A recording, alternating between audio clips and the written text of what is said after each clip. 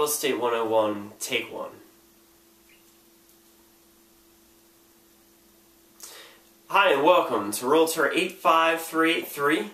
I'm your host today, Northwest Phoenix Real Estate Specialist and licensed Arizona Realtor, Nick Galloway, with the Galloway Realty Group and www.gowithgalloway.com. I'm very excited today to be presenting to you and to bringing you information of what I like to refer to as our 101 tutorials, which we'll be rolling out. And this is really designed to break down all the real estate jargon, everything you hear out on the street when you talk to other people and other realtors perhaps, or people within the industry. People say things all the time. Now's a great time to buy. Now's a great time to sell. All these different terms, all these different people telling you different things. What I'm here to do is to break it all down, put it in layman's terms, cut through to the point so that it actually makes sense to you, the buyers and sellers out there that are really putting your name on the line when you go to either buy or sell your house. So I'm glad you guys are able to join me. What I'd like to talk to you today is about selling your property. Today is April 12th, 2012. And I will tell you right now in Phoenix, we are experiencing something that we haven't experienced in a long time. And I want to talk to you about selling homes and why today may be the best opportunity for you to put your property on the market. What I want to do first is kind of break down some definitions of some keywords here. And I want to talk to you a little bit about supply and demand and why this is really forcing home sales to start to increase. So first, I want to talk to you about a few things. When you're dealing with homes that are on the market, they fall into really three different categories. But first is active. This is a home that has been recently listed.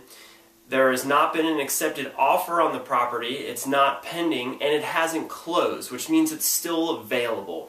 We're going to call this active inventory or available inventory. Okay, those are active homes. The second terminology, or second term on here, is pending, or AWC, which is active with contingency. And I put these into the same category to really simplify this for you folks, but really what this is referring to is these are homes that were on the market. However, there has been an accepted offer on the house, which means now it's either in the escrow period or we're waiting for short sale approval or something of that nature, which means it's not an active listing or available inventory at this point. There's some contingencies and it's pending, and eventually, if everything goes well, it will end up closed. And of course, our last term up here is closed. These are homes that have actually gone through the pending or contingency period, have gone through the escrow period, and now have closed and are now officially off the market. Okay, and these are the three categories. And why am I talking to you about these three categories is because I'm going to be referring to these here in the next few minutes, and why the home prices are starting to drive up here in Phoenix, and why today might be the best day for you to put your home on the market and sell your property. First thing I want to talk to you about is kind of go through some numbers for you, and I'm going to refer to this piece of paper because I want to make sure I get the numbers right.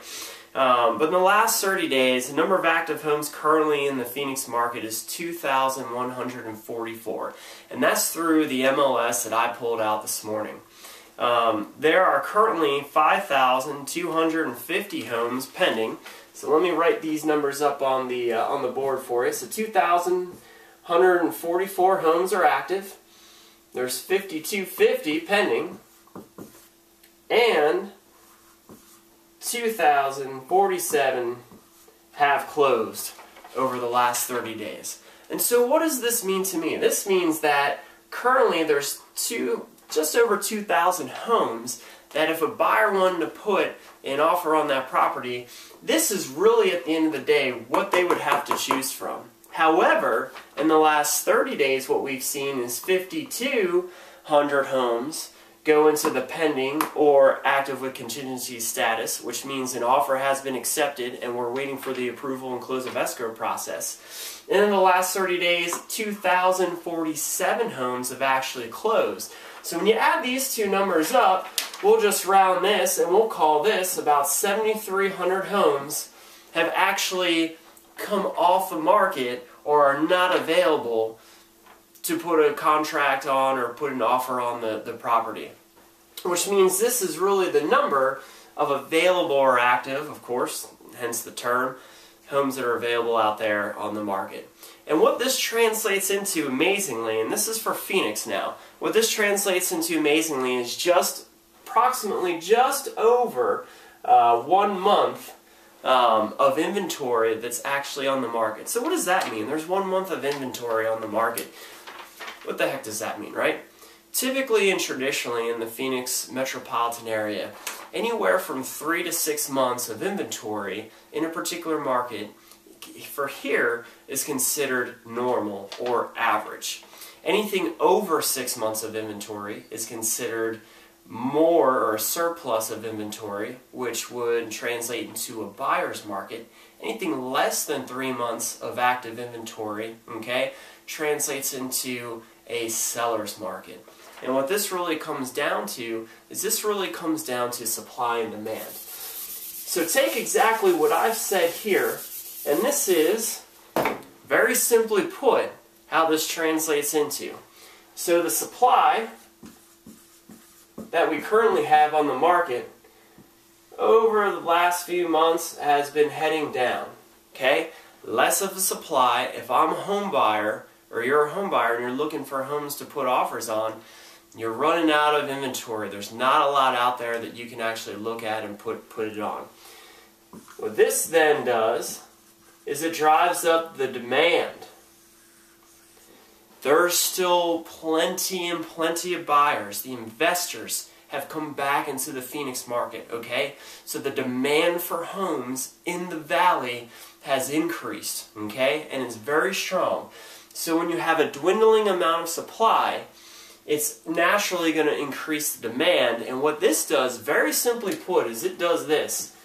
It drives the price for those properties up, okay?